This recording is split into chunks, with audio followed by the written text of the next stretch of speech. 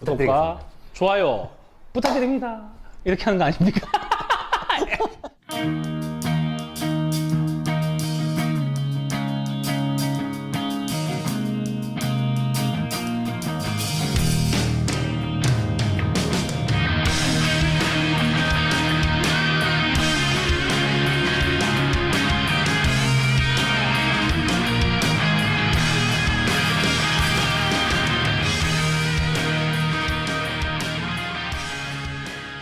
대구를 사랑하는 두 청년의 대담한 썰풀이.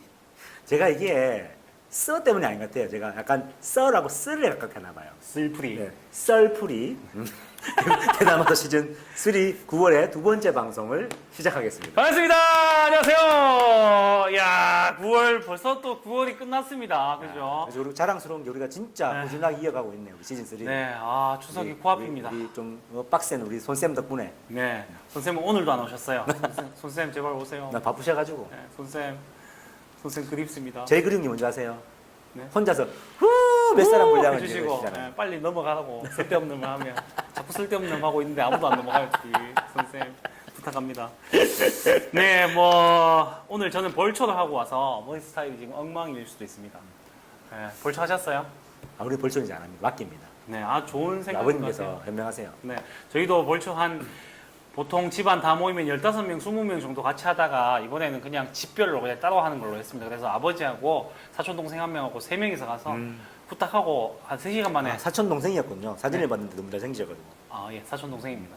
부탁하고 왔습니다. 그리고 집에서 씻고 잠깐 쉬다가 왔는데 지금 상당히 피곤한 상태네요. 그래도 텐션 유지하면서 열심히 해보도록 하겠습니다. 자, 우리 정치 사회 얘기 한 2가지 정도 준비했는데요. 정치 얘기 2가지입니다. 전부 다 우리 당에 관련된, 하나는 가짜뉴스, 제가 봤을 때는 가짜뉴스와 억지 공격으로 이어진 사건이고, 하나는 우리가 반성해야 될 부분, 이 우리 당 내에서 일어난 일인데, 이 2가지가 함께 나오니까, 이 2가지 말고도 여러 가지 일이 있는데 이런 일들이 함께 나오니까 아닌 일마저도 잘못한 거 아니냐라는 맞습니다. 걸로 가고 있고, 또 잘못된 게 맞는데 마치 덮어서 가는 것처럼 그렇습니다. 보이는 사건도 있어서 이 2가지로 얘기하면 딱 좋을 것 맞습니다. 같아서 준비했습니다. 그러니까 철저한 반성은 너무나 중요합니다. 그거를 안 하는 것도 문제가 되는 것이고 그 이전에 정확한 팩트 체크 이게 정말 중요할 것 같습니다. 네, 추미애 장관 아들 휴가 때문에 문제가 계속 연일 뉴스가 계속 나오고 있습니다. 저쪽 당에서는 이걸 가지고 엄청난 공격을 해서 뭐 특검까지 하자 뭐 이렇게 얘기를 했는데, 지지율로 봤을 때는 국민들이 별로 움직이지 않은 것 같아요. 그리고 어저께 뉴스가 나왔는데, 그쪽 당이셨던 국회의원 하셨던 여성분이 한 분이 이게 무슨 큰일이라고 이렇게까지 하냐, 우리 당이 아니고 그쪽에서마저도 그런 이야기가 나오는 중입니다, 사실은. 그래서 뭐 사건 자체에 대해서 뭐 왈가왈부하는 거는 찾아보시면 다 나옵니다. 뭐 사실 군대 갔다 와 보셨잖아요. 갔다 왔죠. 네, 저도 잘 군대 갔다 갔다 왔고, 제가 사실 군대에서 병원 58일 동안 입원해 있었거든요. 아, 맞네. 네, 그래서 병원 구조도 알고 있어요. 조금 알고 있거든요. 저 의무병이기도 했고. 근데 제가 병원 입원할 때도 소위 사제병원이라고 하죠. 사제병원 가서 수술 받아라고 먼저 권유도 했었어요. 저는 병원에서. 저는 훈련병 때 갔었거든요. 그리고 먼저 했는데도 제가 그냥 안에서 수술했어요. 근데 그 경과가 안 좋아서, 원래는 규정상 20일 정도 입원할 수 있는 거였는데 저는 58일간 입원했었거든요. 그거는 군대와 의사들의 재량으로 나온 거죠. 군과. 그런 문제고, 또 휴가 같은 경우에도 일반 병사 휴가를 며칠 늘려주는 게 군의 뭐 규정이 뭐냐 따진다고 하시는 분들 계시는데, 누가 너무 좋은 얘기를 해주시더라고요. 예전에 우리 뽀빠이, 그게 제목이 뭐였죠? 주말에 했던 우정의 무대. 우정의 무대 할 때 사회자가 사령관님 여기 이 친구 휴가 3박 4일 주십시오 하면 예 하잖아요. 그때 뭐 MBC가 사전 협약서 써서 휴가를 주겠습니다 이런 거 쓰는 거 아니에요. 그냥 그 부대에 그 권한이 있는 사람이 휴가 줄 수 있는 거거든요. 사령관은 원래 고위 권한이거든요. 네, 권한이고, 대대장급 그 대위급에서 2박 3일 정도 고유로 줄 수 있습니다. 뭐 한계는 있죠. 몇 명한테 얼마 정도 줄 수 있는 거 있는데, 특별한 상황일 때마다 그렇게 쓸 수 있게 돼 있거든요. 그 정도의 수준인데 무슨 병사 휴가를 무슨 그 군인 규정까지 다 찾아서 그러니까. 따져서 합니까? 그리고 또 네. 핵심 중에 하나가, 그러니까 연장할 수 있는지 문의 전화를 걸었다고 해서 이게 청탁이라든가 갑질이라는 얘기잖아요. 네.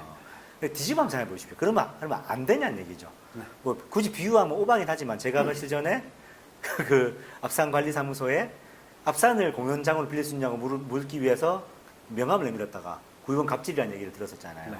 그러니까 그러면 그게 안 되는 행위냐는 거죠. 그러면 그 공직자들은 묻지도 못하는 얘기죠. 그거를 그 갑질을 만드는 프레임이 문제인 것이고 사실 이게 정말 재밌는 게 뭐냐면요. 얼마 전에 제 고등학교 동기한테 연락이 왔었는데 자기 조카의 후임병이랍니다. 이걸 제보를 했다는 그 모병장이. 근데 그 사람의 페이스북 내용이 떴거든요. 그 사람 직접 적은 거예요. 조선일보에 그런 인터뷰를 한 적이 없대요. 자기 내용을 하나하나 다 밝혔어요. 조선일보 내용이랑 완전히 다릅니다. 제 페이스북에 보고 오시면 제가 포스팅 해놨거든요. 그러니까 같은 부대도 아닌 걸로 알고 있는데. 그러니까 그 사람이 지금 무슨 우리 또 존경하는 우리 그 국민의 당 대표님께서 전병장은 우리의 자식이다 하면서 자 우리 자식이면 그 사람 얘기를 정확하게 들어야 될 거잖아요. 그러니까 정보원에 대한 얘기를 오인하는 과정에 무슨 그 사람을 왜 자식이라서 그 사람 얘기를 가지고 때릴 수 있냐는 얘기죠. 그러니까 자기 당당하면 그 정보원의 말을 정확히 기록을 해보시라는 얘기죠. 이미 여기서부터 이 모든 것들은 언론과 또 뭐 일부 적폐 세력들의 또 작당 모의로밖에 볼 수가 없는 거죠. 그리고 검찰 개혁이죠. 네. 네, 지금 법무부 장관이 연속적으로 당하고 핵심이죠. 있는 상황인데 검찰 개혁에 대한 그 부분에 불만을 가지고 공격할 수 있는 부분을 공격하는 거라고 봅니다.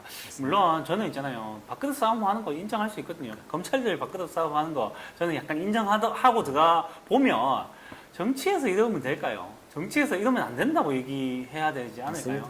거기다가 국정질문 시간, 국회에서 국정질문을 하는 시간에 법무부 장관을 불러놓고 아들 휴가의 문제에 대해서 어떻게 생각하냐 이 질문을 하는 게 맞습니까? 그게 국정과 무슨 그렇게 큰 상관이 연결해보면요. 있을까요? 여러분께서 잘 이해하셔야 되는 게 정말 솔직히 말하면 저는 우리나라 국민들이 지금 자랑스럽거든요. 가장 사람을 흔들고 비열하게 만들고 사람을 이제 그러니까 흔들리게 만드는 게 자식 문제잖아요. 네. 조국, 추미애, 구도란 보세요.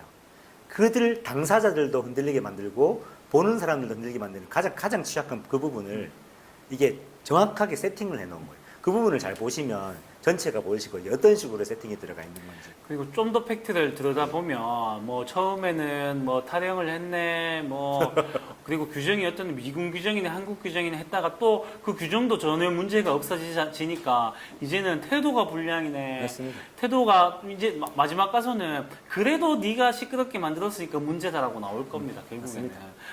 똑같거든요. 조국 문제도 그래도 네가 또 똑같습니다. 시끄럽게 만들었다. 지금 조국 사건 거의 다 혐의 없음으로 결론 나고 있는 상황이거든요. 제일 문제가 됐던 조국의 그 이제 동생 문제도 공무방해로 인해서 이제 1년인가 징역인가 됐죠. 나머지는 모두 무죄가 나왔어요. 네.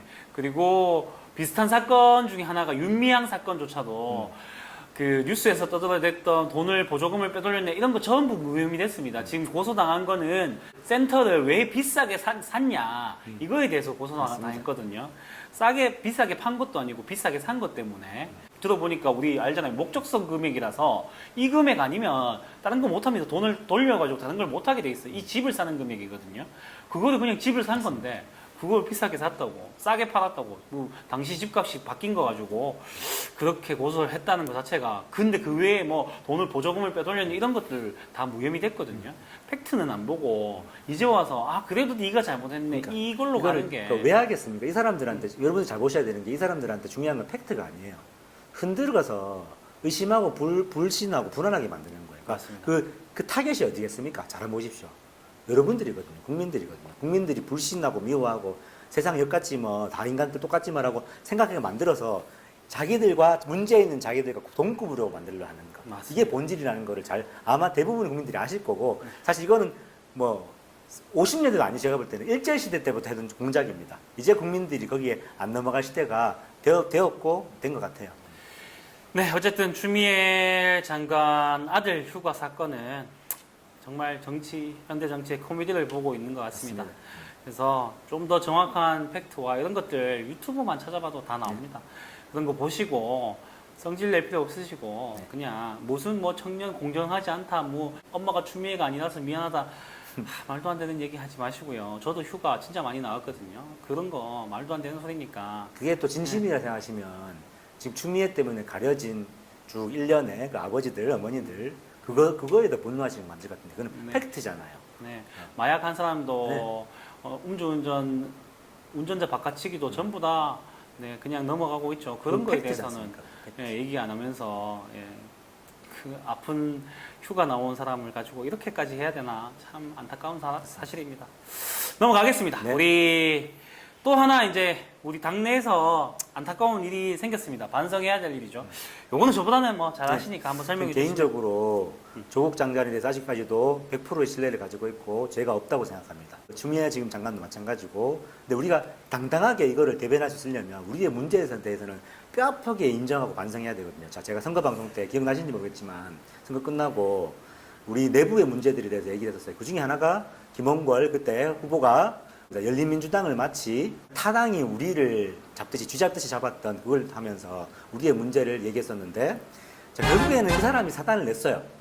그 이전에 참 저는 좀 놀랍습니다. 사실 그 사람이 딱 하나잖아요. 대통령 아들이라는 전 대통령의 아들이라는 그 하나 때문에 비례대표 국회의원이 돼버렸잖아요. 그때부터 이미 저는 사단이 났다고 봅니다. 자, 여러분들 기억하시는지 모르겠지만 윤석열 대통령 말기에 뇌물수수로 1년 집행유예를 받았던 사람이거든요. 범죄자입니다, 범죄자. 거기에 대해서 그때 그 당시 대통령이었던 아버지 김대중 대통령께서 대국민 사과까지 했어요. 그러니까 이런 사람을 당내에 두고 마치 큰 의미를 가지는 것처럼 뒀는데 딱 이유는 하나였죠. 김대중 대통령의 아들이라는 이유. 네. 자, 저는 여기서부터 문제가 있었다는 생각이 들어요. 결국 문제를 만들었고. 여기에 대해서 우리가 뼈아프게 정말 반성을 해야 될 것 같아요. 우리가 만약에 아들이라서 뽑아주는 거면, 그러면 박정희의 딸이기 때문에 박정희를 지지하는 사람들을 어떻게 비판하고 토론을 하겠습니까, 그들과. 여기에 대해서 뼈아픈 반성이 좀 우리 당원들에게도 있으셨으면 좋겠습니다, 솔직히. 조금 신기한 것 중에 한 개는 이것도 마찬가지로 집중되는 여론과 아닌 것의 차이인데 국회의장이었던 문희상 의장의 아들이 나왔을 때는 엄청나게 반대 그게 있어서 결국에는 제명까지 당하면서 그 후보자 공천을 하지 않았잖아요. 그런데 김홍걸 의원 같은 경우에는 되게 쉽게 공천이 됐어요. 물론 당원 투표라는 제도를 통해서였지만 근데 뉴스에 특별히 나지도 않았고 맞아요. 뭐 김대중 대통령 아들이 또 나왔다 이런 얘기 뉴스 보신 적 없으시잖아요. 저는 기억나는 게 이분 옛날에 좀 페북 활동이나 하다가 한동안 안 했었거든요. 딱 선거 전부터 갑자기 쑥 나오기 시작해서 저는 기억나거든요. 그러면서 자연스럽게 공천을 받더라고요. 저 만약에 청년들이 이런 대물려주기 이런 거에 대해 불만이 있다면 저는 이것도 불만을 가졌어야 되지 않나 저는 그런 생각을 가지고 있거든요. 맞습니다. 그리고 반성해야 될 부분이기도 하고요. 민주당이 진짜 전폭적인 신뢰를 얻으려면 이런 것부터 바꿔나가야 됩니다. 우리가 비난하는 것들을 스스로 해서는 안 되는 게 되겠죠. 그리고 하나 더 연기해 볼까요? 네. 이걸 이렇게 분석하시는 분도 계시더라고요. 또 민주당 내부에 호남 지분 지키기다. 또 지역 갈등의 기본이다. 근데 이거로 말하면 진정으로 이낙연을 지지하는 사람이라면 이게 오히려 이낙연에게 방해가 될 것이다. 이거를 정화하는 게 더 옳을 것이다. 이런 의견이 있더라고요. 저도 공감하는 부분이 나오고. 뭐 여러 가지 생각이 듭니다. 또 심지어 제명까지 당한 거에 대한 생각이 조금 우리가 정화 능력이 좋아졌는 건지 혹은 또 자체 내부의 세력 싸움이 있었던 건지 저는 이렇게 평가합니다. 그러니까 이낙연 당대표가 잘하신 거라고 봐요. 만약에 이거를 또 지켰으면 정말 호남 지키기, 호남 또 대표 세력이라고 얘기를 했겠죠. 근데 이게 이낙연 당대표가 가진 굉장히 장점인 것 같아요. 이런 것에 그러니까 문제를 만드는 것에 대해서 국민들이 커다란 피로감을 가지고 있다는 것을 너무 잘하셔서 이번에 뭐 이름 생각나는 당내 기구를 만들면서 민주당 내 공수처라는 얘기를 했잖아요. 윤리 감찰. 그죠. 근데 이게 정말 두 가지에서 가져가는 게 뭐냐면 첫 번째 민주당 내부를 정화하는 신뢰도 있지만 정말 이낙연 대표가 감각이 있는 것은 뭐냐면 공수처라는 이름을 붙였잖아요. 이거는 민주당 내 공수처다. 이게 이런 식으로 당내 문제들을 해결해 나가잖아요.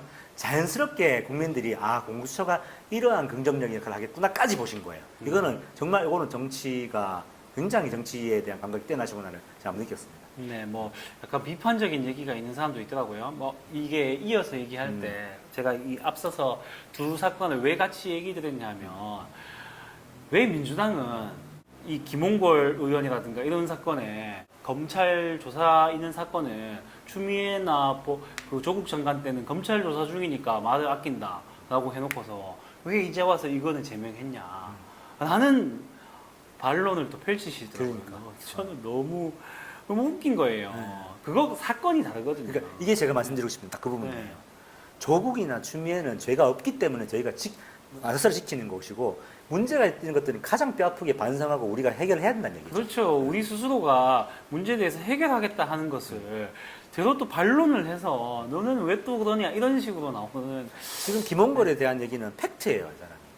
그죠? 이 사람이 지금 당을 속였고 당이 지향하는 바에 반대되는 바를 행해왔어요. 네, 부동산 재산이 국민의힘당의 조수진 의원이었나요? 그분이 갑자기 당선된 이후에 엄청난 재산 증식 때문에 우리가 그것에 대한 비판을 하려 하니 우리 당에도 이게 있는 거고 거기다 그게 또 부동산이고 이러니 어쩔 수 없는 비판을 받을 수밖에 없는 상황인데 아마 감찰단 내에서는 여러 가지 뭐 의견이 있었지만 결국 제명하는 걸로 나왔습니다. 저는 좋은 선택이라고 생각합니다. 저는 훌륭하다고 생각합니다. 네, 그래서 우리 뼈아픈 정화를 조금 해야 될 것 같습니다. 마찬가지로 대구시 당내에서 사실 구의원 중에서 벌써 두 분, 세 명 제명당했나요? 두 명 제명당했나요? 세 명, 한 뼈는 자동적으로 네. 됐죠. 그러니까 네. 의원에서 탈락되면서 제명이 네. 됐죠. 그래서 그렇게 자기가 제명을 우리 당내에서도 제명을 하는데 사실 뭐 문제가 있어서 제명했다 이것도 있겠지만 저는 내부 정화 자강 차원에서도 이런 윤리위라는 거를 더 활성화시켜야 되지 않겠나. 우리 그런 시당도 마찬가지로 네, 생각합니다. 그렇게 생각해 주시는 게 맞을 것 같습니다. 오늘 두 가지 이야기, 추미애 장관 아들과 김홍걸 의원 이야기로 그 얘기를 나눠봤는데요. 말도 안 되는 선동 정치, 플라톤이 말하는 중우 정치에 대한 칼럼을 제가 중앙일보에서 쓴 걸 봤거든요. 며칠 전에 나왔었어요. 8월 며칠 날 나왔는데 문재인만 바라보게 하는 중우 정치 이렇게 썼더라고요. 제가 그걸 보면서 우와, 그 보수만 바라보면 너네가 아무것도 몰라서 이 얘기를 하는구나 싶더라고요. 진짜 이런 걸 보면 중우 정치가 느껴집니다. 그러니까 문재인만 바라보는 건 역으로 그쪽 아닌가요? 그렇죠. 반대 의미로. 네. 네. 국민들이 바라보고 있는지 뭐 궁금합니다. 맞습니다. 그런 어떤 중우 정치 이런 정보가 확실하게 드러나는 세계에서는 중우 정치가 통하기가 힘들다는 거 잘 아시고 여러분의 힘입니다. 네, 국민들이 다 알고 있다 아시고 행동하고 정치하셨으면 좋겠습니다. 우리 정치 얘기 여기까지 하면 될 것 같습니다. 네. 네, 우리 대담아서 9월 두 번째 방송 그 정치 얘기 여기까지 하겠습니다. 잠시 후에 예술 얘기로 넘어가겠습니다. 한 주 후. 네, 안녕.